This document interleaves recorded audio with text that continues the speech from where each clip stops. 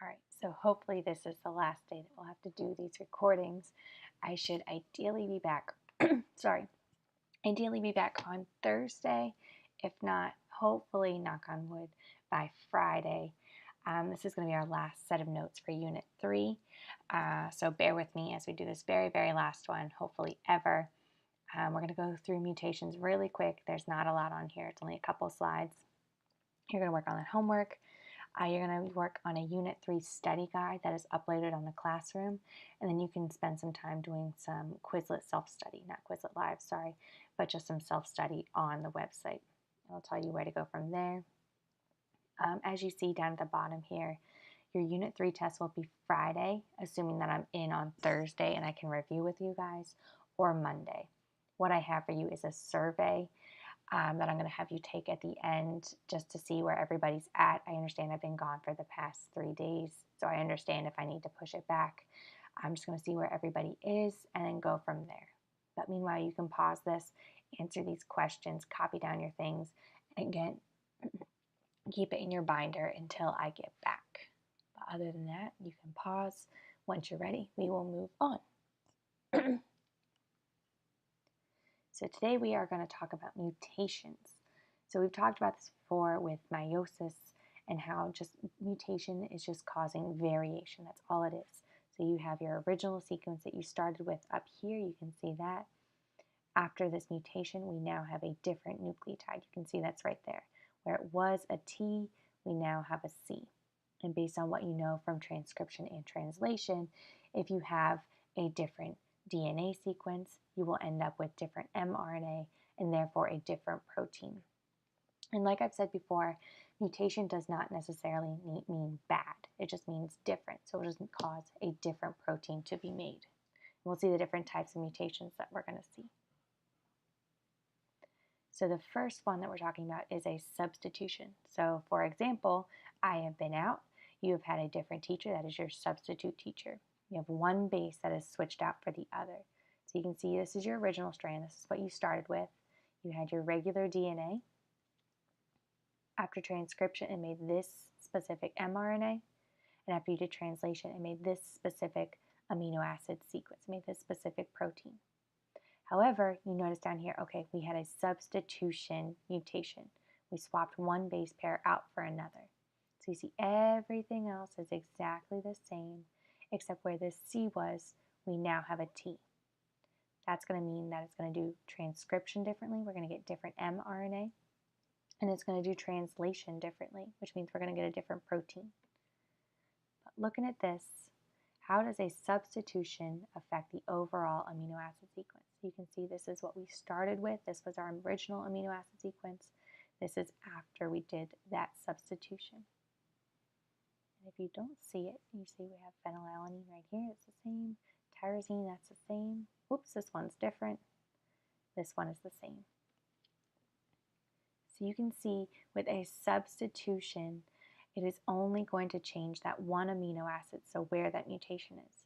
So there could be one single mutation. Everything else, every single other amino acid is going to be the same except that specific amino acid.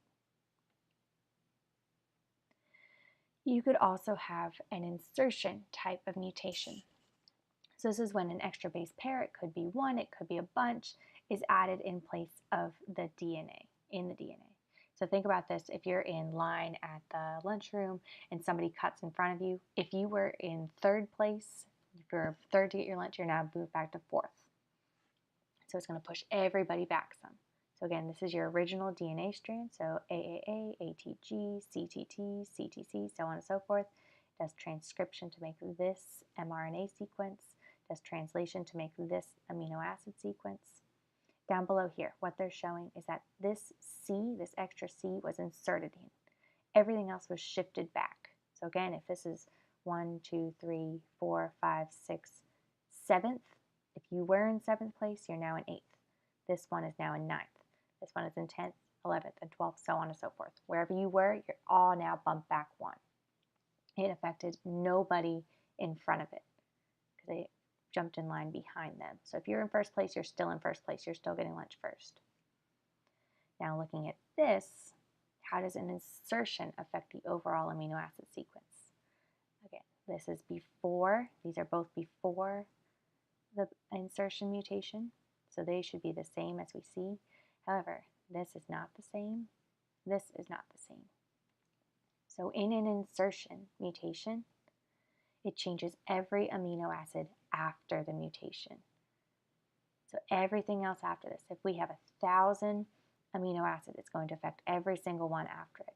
It affects nothing in front of it. So again, if you were first and second and third in line for lunch, and somebody jumps to the line or behind you, it has no effect on your place. You're still going to get pizza first. Almost close to an insertion, we also have a deletion. So this is when a base pair in the sequence are lost or deleted. So again, this is your normal up here. You had your normal DNA sequence, did normal transcription, normal translation. So let's say here, instead of this A, something happened, it accidentally got kicked out, it got deleted, it got lost. Now, everybody's shifting up. So going back to that lunch line analogy, you are going to use that same example. So let's say the person that was in fourth place right here, they said, you know what, I'm not feeling lunch today. They leave. Everybody else behind them says, awesome, that's great. I'm going to scoot up one more. So you can see it's still there. It just shifted slightly. So T, T, T, T. Everything else is just shifted up forward. Now, how does a deletion affect the overall amino acid sequence here? You can see, again, up here at the very beginning of the line, it had no effect. However, everything else after it, you can see that it does have an effect. So therefore, again, it changes every amino acid sequence after the mutation. The one in front, it has no change because the deletion happened afterwards, but everything else following has changed. And insertions and deletions, we call these a frame shift mutation because of the way that the DNA is read in those 3 base codons in groups of 3. So indels is a fancy shortened way for saying insertions and deletion, that is going to change the reading frame. So you can see in this one we have that little purple amino acid, which is nucleotide, which is showing our mutation. Everything else after it has changed. Oops. To make your life easier, I know that these are nucleotides and they all kind of blend together. I've made this as a simple sentence format so that you can see this. So let's say our original sequence. To make our life easier, we're going to use 3-letter words to mimic a codon because those are all in 3 nucleotides. So if your original sequence here is a sentence of the fat cat sat. Let's say we had a substitution of one of these nucleotides. We switch out one nucleotide. Now instead of the fat cat sat, we now have the zat cat cats. It is only going to change that one codon. Just going to change that one single one. Now, if we have an insertion, it is going to affect everything after it. So you can see here, let's say we just inserted that random Z nucleotide. That was added into the original sentence. So instead of the fat cat sat, it now says the fazza tuka tusa. I don't know about you, but that makes no sense to me. It affected everything else after that insertion. Notice the is still the same. You can still read the, but everywhere after we added that one single nucleotide, it has messed it up. Now, if we are talking about a deletion, so let's say it got rid of that letter T. So I kind of read it and I put an X through it. So instead of the fat cat sat, we now have the fac ats z. And the reason why I have that Z in there is because there are millions and millions and millions and millions of base pairs. It just doesn't end after 12 of them, so the next one will be just shifted forward. And like you can see here, in that deletion, it affects everything else after that deletion.